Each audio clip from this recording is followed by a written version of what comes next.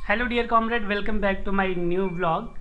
आज है 17 मार्च और 17 मार्च को मैं नई स्टोरी के साथ आप लोगों के साथ, जैसा कि आप लोगों ने प्रीवियस स्टोरी देखी होगी तो आपको पता चल गया होगा how I got promoted. Okay, but इस स्टोरी में आपको देखने को मिलेगा how I got demotion after promotion. तो पहले वाली स्टोरी में आपको पता है कि मैंने बताया था कि मैं पहली क्लास से सेकंड क्लास में किस तरह से क्लास मॉनिटर बना, और आज की स्टोरी में जस्ट उसका कॉन्ट्रडिक्टरी होने वाला है और आपको सुनने को मिलेगा कि मैं सेकंड क्लास से थर्ड क्लास जाते जाते कैसे मेरा डिमोशन हो गया। और ये जैसा आप सोच रहे हो वैसा नहीं हुआ था। ये सब कुछ हुआ था बिकॉज मैं मुंबई चला गया था, और मुंबई जाने के बाद मेरा पूरा का पूरा जो फिर स्टडी रहा वो एक अलग मीडियम से होना शुरू हुआ।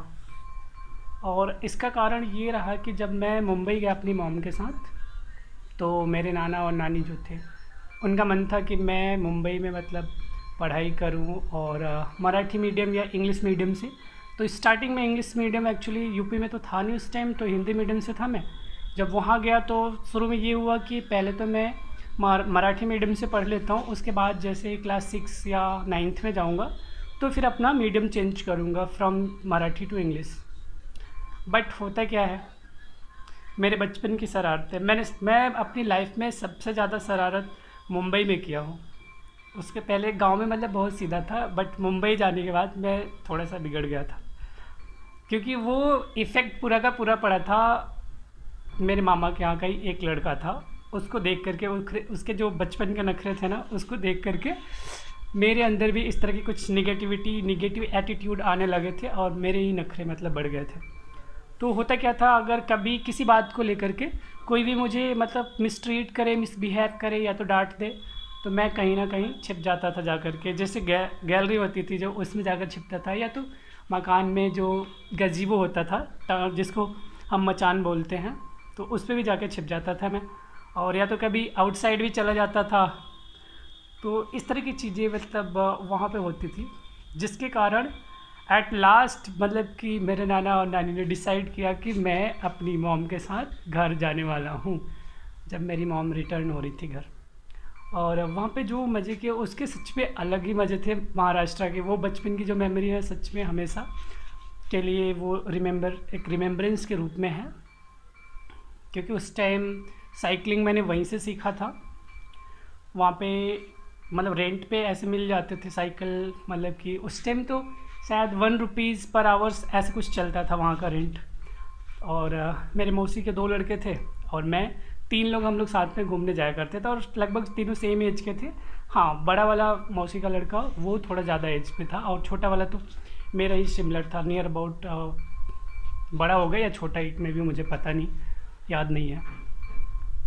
तो इस तरीके से जब मैं वहाँ से मुंबई से फिर घर वापस आता हूँ, तो ढेर सारे खेलने की चीज़ें जैसे वॉलीबॉल, वीडियो गेम, इस तरह की चीज़ें लेकर आता हूँ। और फिर वो वहाँ तो पूरा का पूरा मराठी मीडियम में मेरा स्टडी चल रहा था, और जब यहाँ आता हूँ तो मैं पूरा का पूरा अपने सिलेबस को लैप्स कर गया होता हूँ। मुझे याद नहीं रहता कुछ कि हाँ मैंने पढ़ा क्या था और अभी चल क्या रहा है। यहाँ आने के बाद होता क्या है कि मुझे जब क्लास टीचर मुझसे पूछते हैं तो मैं चीज़ें बता नहीं पाता हूँ सिलेबस को अपने, मतलब मैथमेटिक्स की चीज़ें। और फिर इंग्लिश तो हमारे क्लास 3rd में पहली बार इंट्रोड्यूस हुआ था, तो आने के बाद पता चला कि अच्छा ये इंग्लिश भी पढ़ना है। उसके पहले तो इंग्लिश हमने पढ़ा ही नहीं था, क्लास 3rd में इंट्रोड्यूस हुआ था पहली बार। तो अब यहाँ से जब टीचर को पता चलता है कि मैं सब कुछ भूल गया हूँ, तो फिर से वो मुझे एक बार मतलब जो मैं क्लास मॉनिटर था उस हटा दिया जाता है, और फिर मेरे दोस्त को क्लास मॉनिटर बना दिया जाता है। तो इस तरीके से ये मेरी पूरी की पूरी जर्नी रही। और वो जो मेरा दोस्त था जिसको क्लास मॉनिटर बनाया गया था, बाद में फिर मतलब कि जब आगे क्लास में हम लोग जाते हैं, फिर 3rd में ही रहते हैं, लगभग 1-2 महीने बाद हम दोनों की ही क्लास मॉनिटर बना दिया जाता है। क्योंकि फिर 1-2 महीने के अंदर ही मतलब टीचर्स को पता हो जाता है कि हाँ जो चीज़ें मैं भूल गया था वो सारी चीज़ें मैंने जब मतलब फोकस करना शुरू किया और अपने आप को कंसिस्टेंट किया on the syllabus and topics, तो फिर सारी चीज़ें मुझे याद आने लगी। और फिर से एक बार मतलब क्लास मॉनिटर बनाया गया मैं अपने टीचर्स के द्वारा। तो अगर आपको ऐसी इंटरेस्टिंग स्टोरी सुननी है मेरे चाइल्डहुड की और मेरे लाइफ की जर्नी को, तो आप मेरे चैनल को लाइक कर सकते हैं और इसको शेयर भी कर सकते हैं अपने फ्रेंड्स के साथ। और हाँ, अगर आप मेरे चैनल पे पहली बार आ रहे हो और आप मेरा वीडियो देख रहे हो, आपको अच्छा लगा तो आप सब्सक्राइब कर सकते हो मेरे चैनल को। और वन थिंग कि अगर आपको अच्छा लगे मेरा वीडियो या ना अच्छा लगे तो आप अपना वैल्यूएबल कमेंट दे सकते हो। अच्छा लगे तो भी, और अगर अच्छा नहीं लगता तो भी आप अपना कमेंट देना मत भूलिएगा।